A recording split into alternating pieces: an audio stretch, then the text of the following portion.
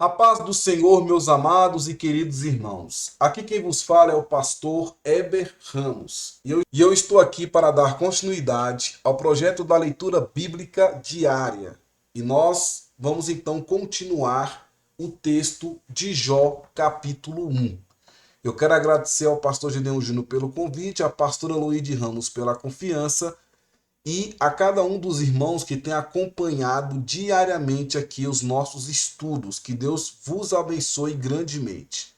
Caso você tenha perdido algum estudo, basta entrar no nosso canal do YouTube IEPBC Brasil e você clica na playlist Livro de Jó e você vai ter lá todos os estudos mencionados até aqui.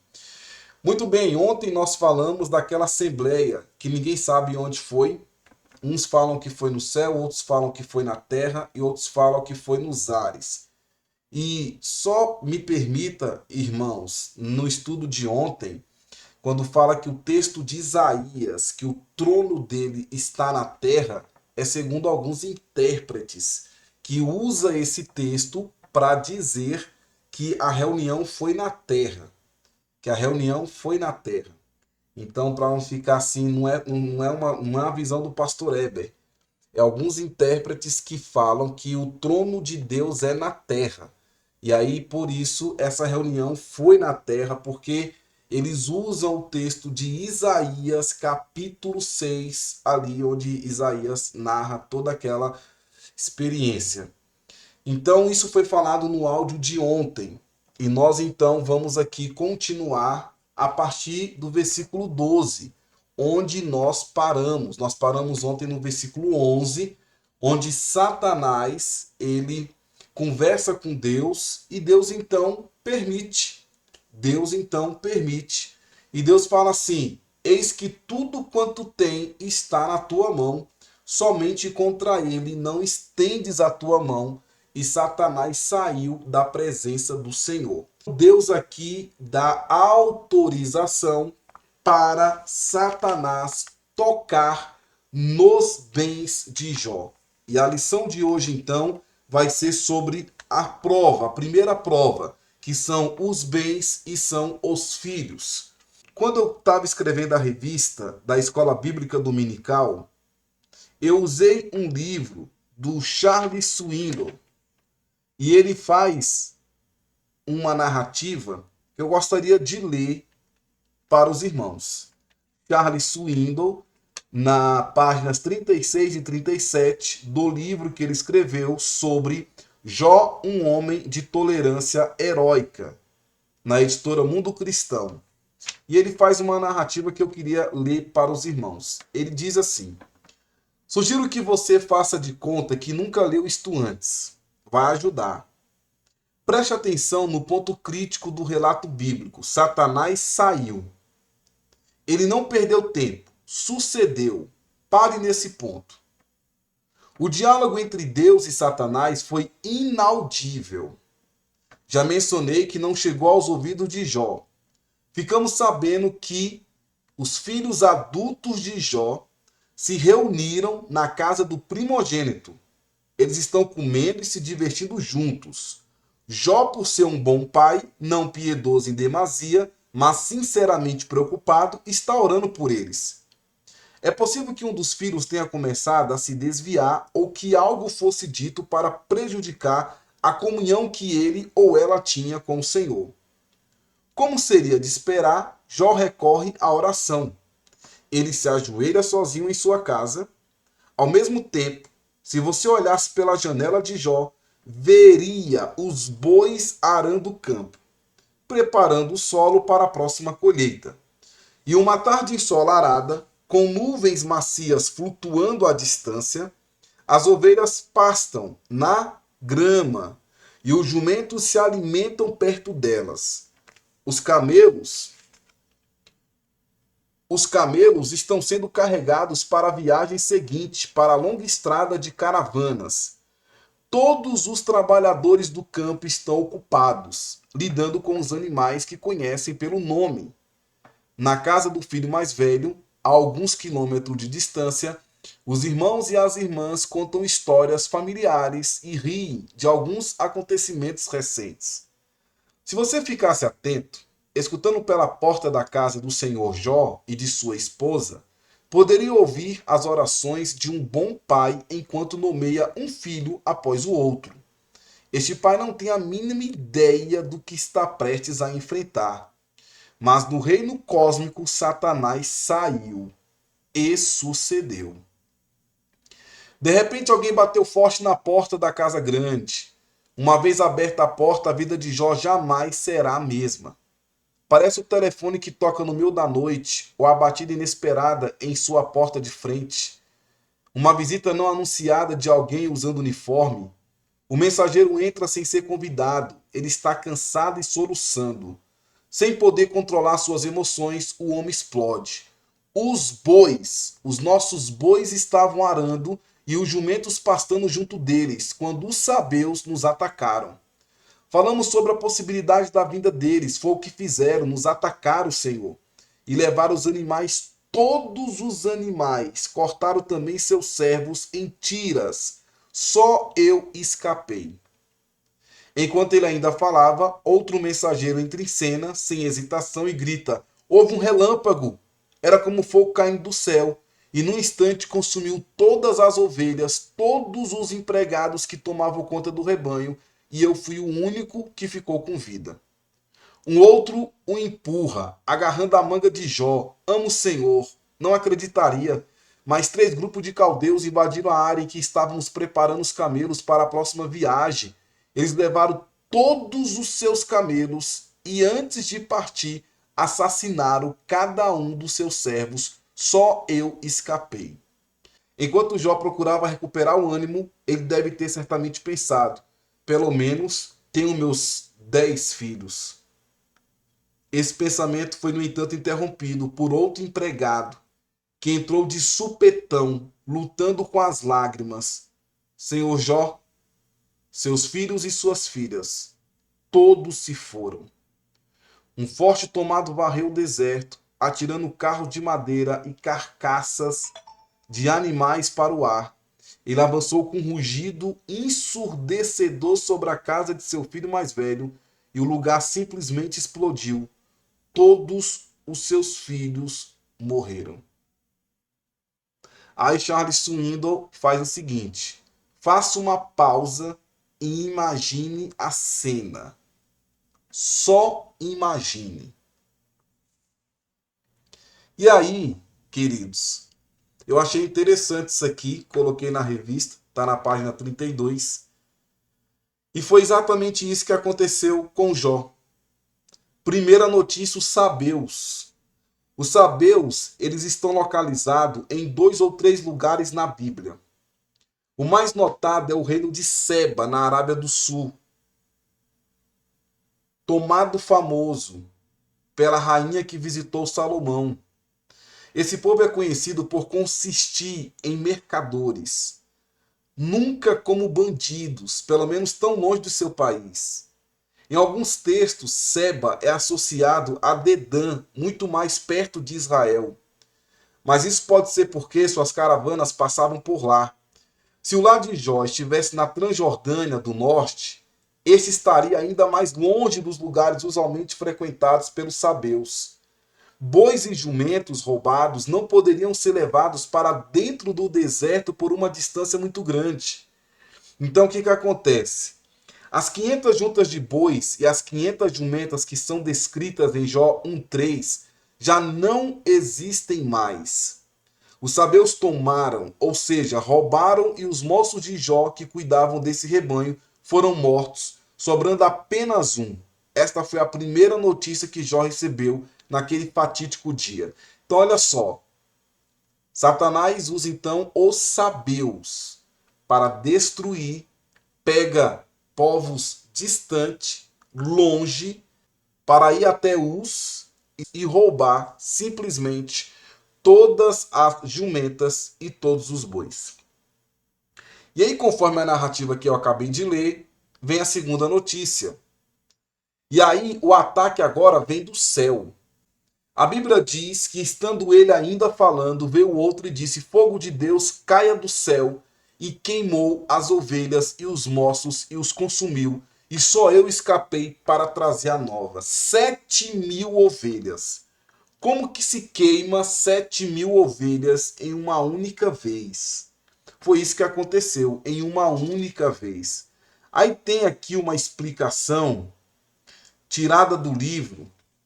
Tem uma explicação tirada do livro do David Jackson. Clamou por justiça. O Evangelho segundo Jó. Primeira edição, página 46. E aqui ele traz o seguinte comentário. O ataque seguinte vem do céu. O fogo de Deus refere-se a um relâmpago. Algumas pessoas tiveram dificuldade sobre como um relâmpago pode matar 7.000 ovelhas.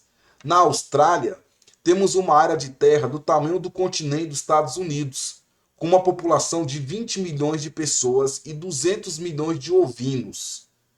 As ovelhas comem grama e prosperam em grandes áreas de pastagens férteis.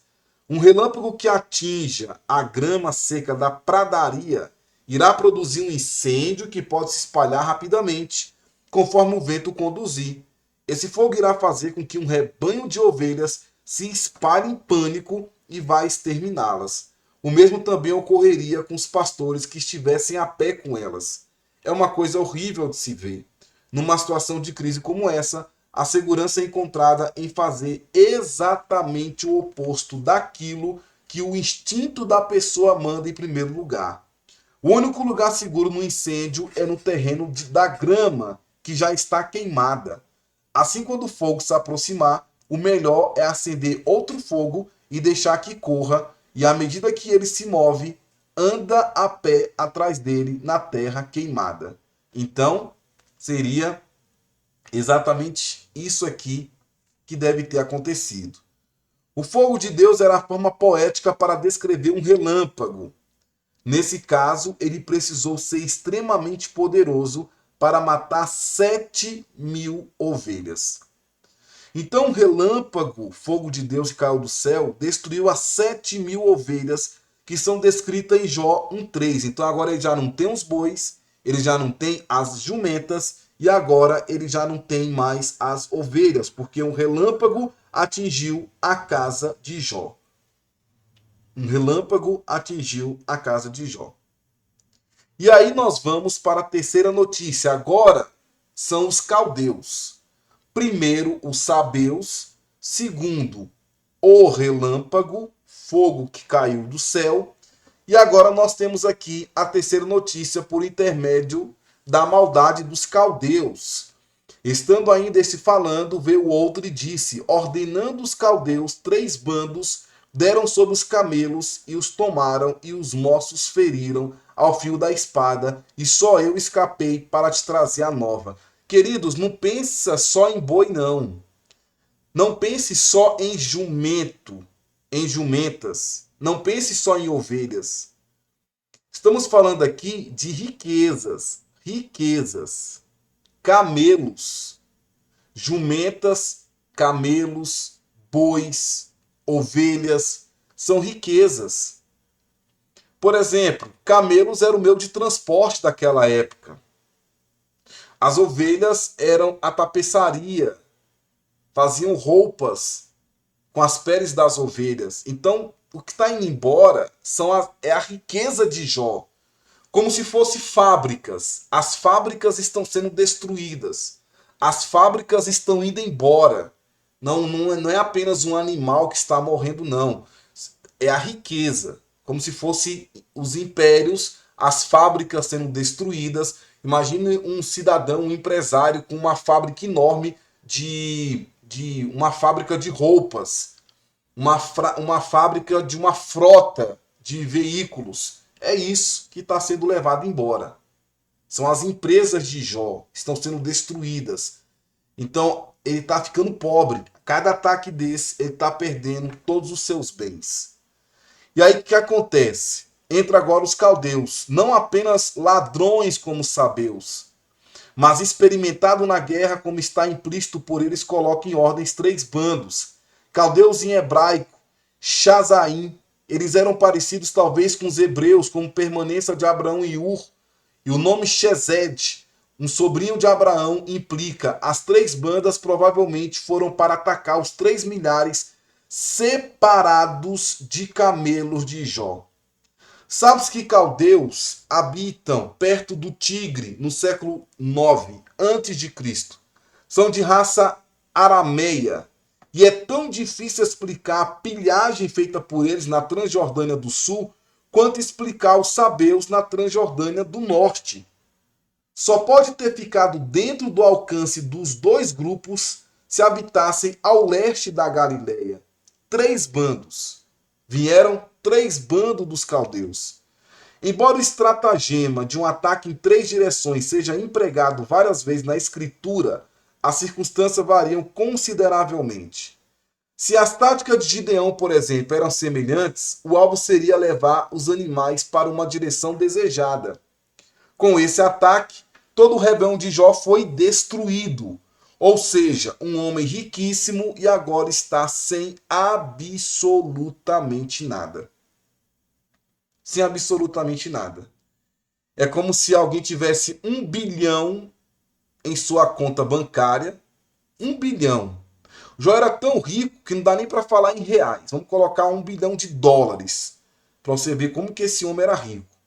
E simplesmente, vamos dizer que fosse nos dias atuais, ele abriu o aplicativo do banco e não ter mais nada lá.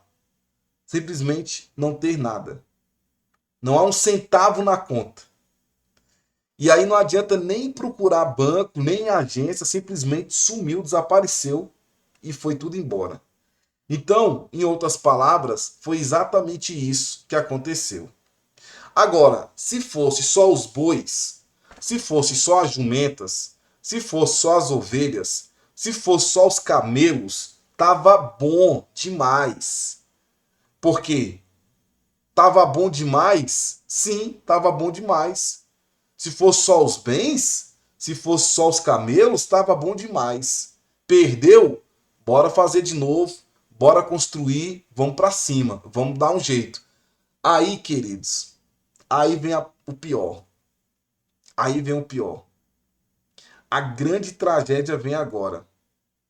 Estando ainda este falando, veio o outro e disse: estando teus filhos e tuas filhas comendo e bebendo vinho em casa de seu irmão primogênito, eis que um grande vento sobreveio da além do deserto e deu nos 4 cantos da casa, o qual caiu sobre os jovens e morreram, e só eu escapei para te trazer a nova. Aí, meu amado irmão, o sangue de Jesus tem poder. Não gosto nem de imaginar um negócio desse.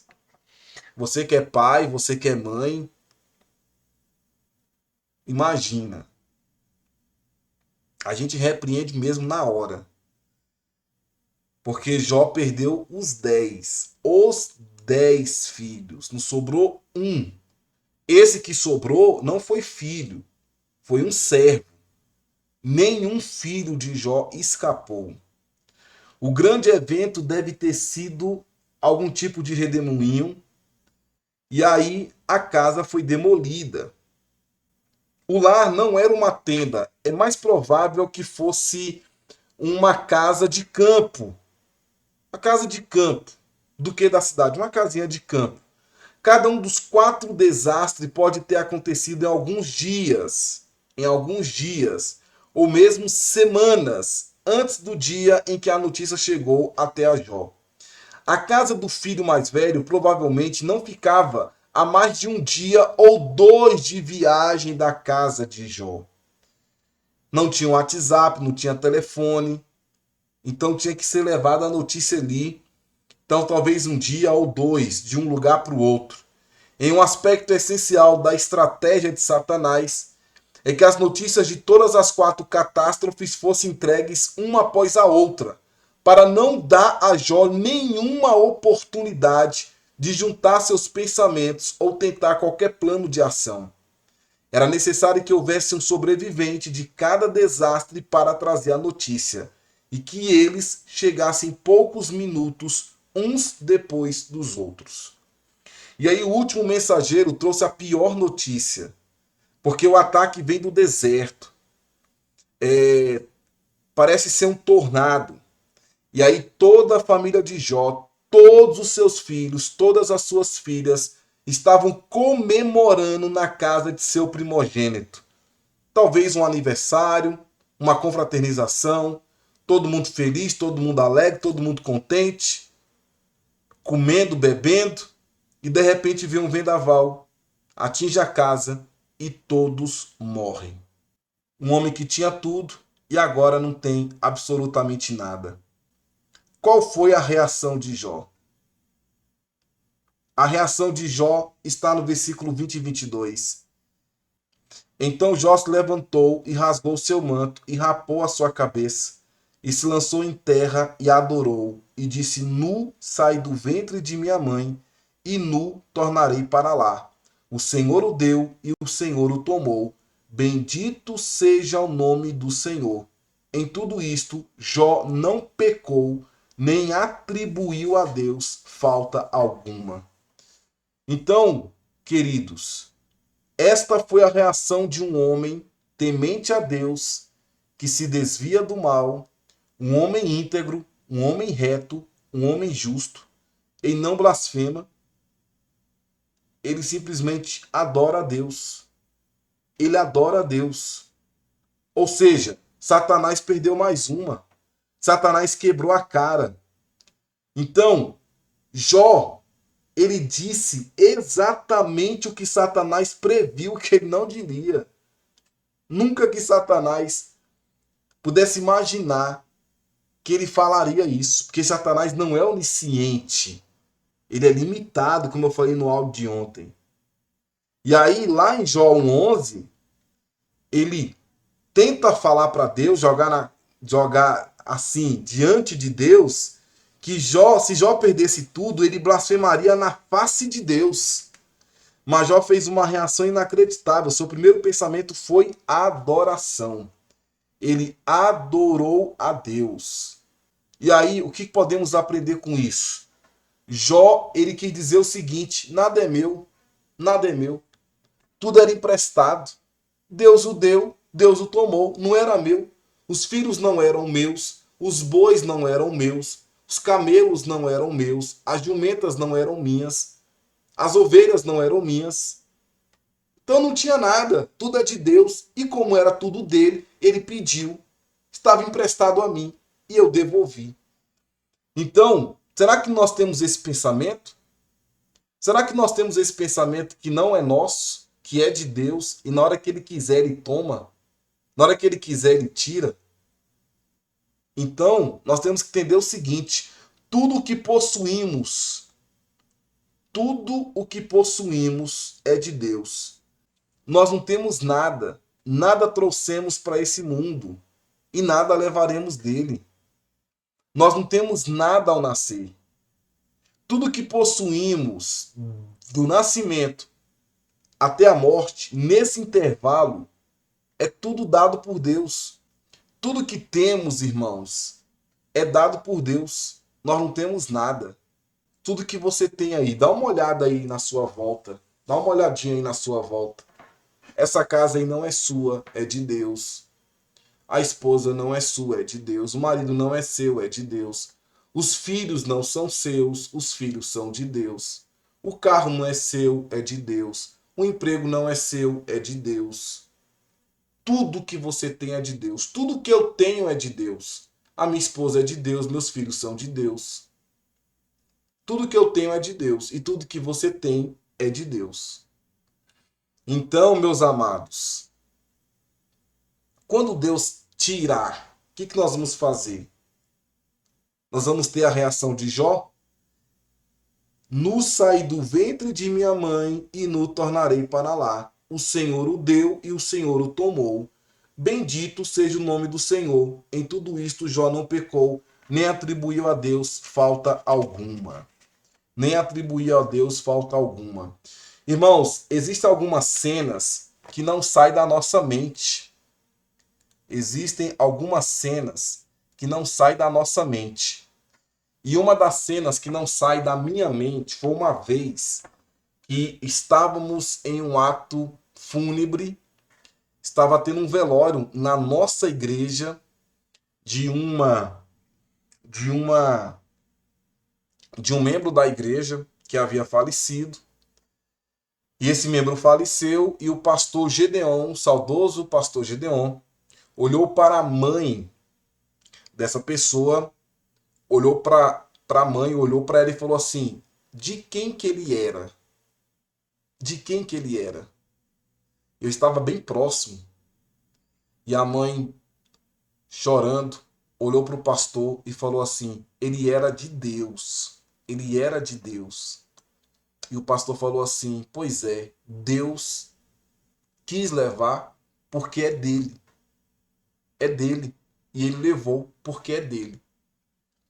E ali, o pastor Gideão foi consolando aquela mãe, eu estava ali próximo, todo mundo consolando, aquela coisa toda. E isso ficou marcado. É uma palavra forte, mas é uma palavra verdadeira. Verdadeira. Ele é de quem? Ele é de Deus. Então, Deus levou. Então, queridos, fica essa palavra. Essa foi a primeira prova de Jó, bens e filhos. Bens e filhos. E aí nós vamos continuar amanhã, porque vai ter mais pancada. Ele está sendo provado. Deus autorizou. E vai vir mais pancada na vida de Jó. Mas amanhã a gente continua. Que Deus te abençoe, fique com Deus, a paz do Senhor Jesus. E que você tenha uma ótima terça-feira na presença de Deus. Forte abraço, a paz do Senhor. Amém.